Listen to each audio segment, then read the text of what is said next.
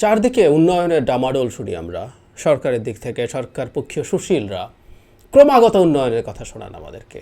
এভাবে বলেন, উন্নয়ন তো হয়েছে, কিন্তু যারা কিছু সফট সমালোচক আছেন, সুশীলের মুখোশ ধরেন, তারা এরকম উন্নয়নকে স্বীকার করে তারপর কথা বলতে হবে।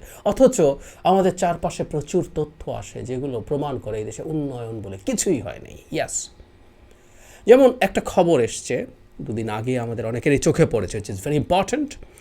এসডিজি অ্যাকশন অ্যালায়েন্স বলে একটা প্রতিষ্ঠান গবেষণা করে বলছে 46% মানুষ চিকিৎসা ব্যয় মেটাতে হিমশিম খাচ্ছে। ওখানে বলা হচ্ছে 46% মানুষ কোনো না কোনো অসুবিধার সম্মুখীন হচ্ছেন। বাংলাদেশের জনগণ তাদের স্বাস্থ্য ব্যয়ের প্রায় 70% নিজেকেই সংস্থান করতে বাধ্য হয়। দেশের দরিদ্র 20% পরিবার মাতৃ ও শিশু স্বাস্থ্য সেবায় সরকারি সুবিধার 20% ভোগ করতে পারে না। তারপর তারা সরকারের যে বরাদ্দ সেটা অপর্যাপ্ত বলে বরাদ্দ বাড়াতে বলেছে। বরাদ্দের প্রসঙ্গে আমি আসছি, ওরা আরও কি বলছে সেটা একটু বলি। ওখানে বিশ্ব স্বাস্থ্য সংস্থার বরাদ দিয়ে বলা হয়েছে মৌলিক স্বাস্থ্যসেবা পেতে একজন বাংলাদেশির বছরে $88 খরচ হয়। চিকিৎসা ক্ষেত্রে মাথাপিছু খরচ হয় $58। বড় অংশটাই নাগরিক নিজে সংস্থান করেন, এটা 70%। আমাদের একটা জিনিস জানা থাকা দরকার, আউট অফ পকেট এক্সপেন্ডিচার বলে, আপনার টোটাল যে খরচ হয় এটা 70-72ও দেখেছি আমি কোথাও, সেটা কত অংশ আপনার নিজকে খরচ করতে হয়। এই যে বাংলাদেশের 70 বা 72, বাকি অংশও কিন্তু সরকার খরচ করে। তারা বাংলাদেশের একটা বিরাট প্রাইমারি হেলথ কেয়ারের খরচ কিন্তু এনজিওদের দিক থেকে আসে, সরকারের দিক থেকে খরচ এত কম। এবং বাংলাদেশ আউট অফ পকেট এক্সপেন্ডিচারের ক্ষেত্রে দক্ষিণ এশিয়ায় সবচেয়ে বেশি, বাংলাদেশের দক্ষিণ এশিয়াতে বাংলাদেশের জনগণকেই নিজ পকেট থেকে সবচেয়ে বেশি খরচ করতে হয়। কেন? ওই যে সরকারি বরাদ্দের কথা এসেছিল, অনেকবার বলা হয়েছে, এই কথাগুলো রিপিটেডলি হতে হবে। এই যে সামনে একটা বাজেট আছে, আমরা মিলিয়ে নেব, সেটা হচ্ছে বাংলাদেশের স্বাস্থ্য খাতে জিডিপির অনুপাতে। এই বেসিকটা আমরা একটু বুঝে রাখি, দেখবেন যে দেখাবে পত্রিকাগুলো এভাবে রিপোর্ট করে বেশিরভাগই, সেটা হচ্ছে গত বছর স্বাস্থ্যে বরাদ্দ ছিল তো এই বছর এত, বরাদ্দ বেড়ে গেছে দেখানো হবে। ফলে আমাদের মনে হয় সরকার তো স্বাস্থ্য বরাদ্দ বাড়াচ্ছে, কিন্তু আসলে বাংলাদেশের স্বাস্থ্য, শিক্ষা, এই খাতগুলোতে বরাদ্দ প্রতি বছর কমছে। আমরা আসলে এগুলো বুঝবো জিডিপির পার্সেন্টেজ হিসাবে, দেশের মোট জিডিপির কত পার্সেন্ট স্বাস্থ্যে বরাদ্দ দেয়। যেটা হয়েছে, জিডিপির আকার বাড়ছে বা বেশি দেখাচ্ছেন আপনি, বরাদ্দ তাতে বাড়ছে আগের বারের চেয়ে, কিন্তু এমন হচ্ছে প্রতি বছর জিডিপির অনুপাতে, বাংলাদেশের স্বাস্থ্য খাতে জিডিপির অনুপাতে বরাদ্দ গত এই সরকারের আমলে প্রতিবার কমেছে। 1-এর নিচে, 0.95-এর নিচে, 0.9-এর নিচে, এখন 0.9-এর নিচে, 0.87-88 এইরকম। আপনি জিডিপির 1% স্বাস্থ্য খাতে বরাদ্দ করেন না। হওয়ার কথা কত?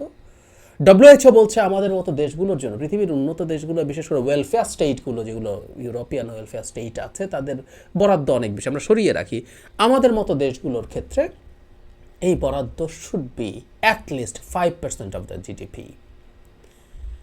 মজার ব্যাপার, এই ক্ষেত্রে দক্ষিণ এশিয়াতে আবারও আমরা সর্বনিম্ন পর্যায়ে আছি, এবং বৈশ্বিক ইন্ডিকেটরে সবচেয়ে নিচের অবস্থানগুলোর একটাতে আমরা রয়ে গেছি। তার ফল আমরা এখন দেখছি, বাংলাদেশের মাথাপিছু আয়ু কমছে, মাতৃমৃত্যু বেড়েছে, শিশু মৃত্যু বেড়েছে। এগুলো খুব গুরুত্বপূর্ণ ইন্ডিকেটর, আমাদের এগুলো কমছে, ক্রমাগত কমছে। এবং গত এই বিবিএসের যে রিপোর্ট, তাতে এটা খুব ভিভিডলি উঠে এসছে। এবং বিবিএসের রিপোর্টে যতটুকু কমেছে, I always try to claim পরিস্থিতি তার চেয়ে অনেক বেশি খারাপ। এই রিপোর্টগুলোতে অনেক কমিয়ে দেখানো হয়। আমাদের দেশের ডেটা ক্রেডিবিলিটি নেই, আমি অন্তত সেভাবে দেখি না।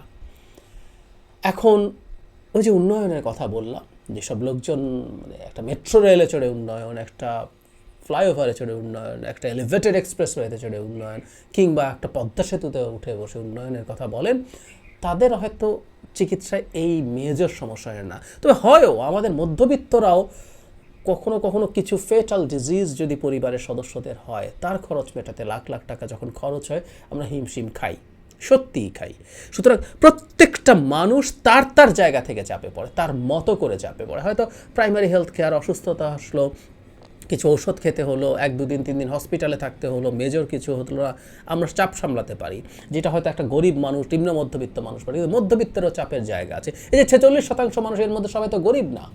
কোনো না কোনো ফর্ম এসে চাপে পড়ছে। কারো ক্যান্সার হলো, কারো হার্ট রিলেটেড ডিজিজ হলো, কিছু ডিজিজ আছে, কিছু সার্জারি আছে অত্যন্ত এক্সপেন্সিভ, সেগুলোর কারো প্রয়োজন পড়লো, সেই ক্ষেত্রে মধ্যবিত্ত চাপে পড়ে, সেও ঋণ করে, সেও ঋণগ্রস্ত হয়ে চাপে পড়ে যায়।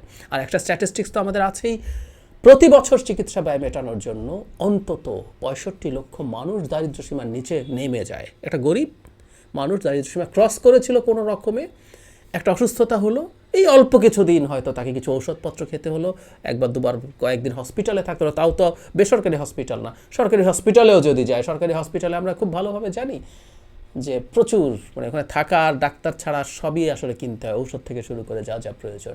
একজন দরিদ্র মানুষের স্ত্রী প্রেগনেন্ট হলেন, তার ডেলিভারি সরকারি জায়গায় নেই, তাকে একটা সিজারিয়ান সেকশনের জন্য যেতে হলো একটা খুব কোনো রকম একটা বেসরকারি হসপিটালে, যে খরচ হলো ওই খরচের তার লোন টোন মিলিয়ে তিনি দুম করে দারিদ্র্যসীমার নিচে নেমে যান। এই ঘটনাগুলো অহরহ ঘটে, এগুলোও কিন্তু উন্নয়নের পার্ট, আজকের পৃথিবীর উন্নয়নের সঙ্গে এগুলো আছে। তো সুতরাং যারা কয়টা ইনফ্রাস্ট্রাকচার দেখে উন্নয়ন বলেন, তাদের লজ্জা হওয়া উচিত এইসব ইন্ডিকেটরগুলো দেখে, এইসব স্ট্যাটিস্টিক্স দেখে, এইসব রিপোর্ট দেখে, সব স্টাডি দেখে। এসব লজ্জা টজ্জা তাদের নাই। কিন্তু আমরা যারা সাধারণ নাগরিক আছি, আমরা যারা সচেতন নাগরিক হয়ে উঠতে চাই, তাদের আসলে এই ব্যাপারগুলো মাথায় রাখতে হবে। এবং একটা কথা বলা হয় যে সচেতন ইনফর্মড নাগরিকের চাইতে বড় অ্যাসেট আসলে কোনো দেশের কিছু হতে পারে না।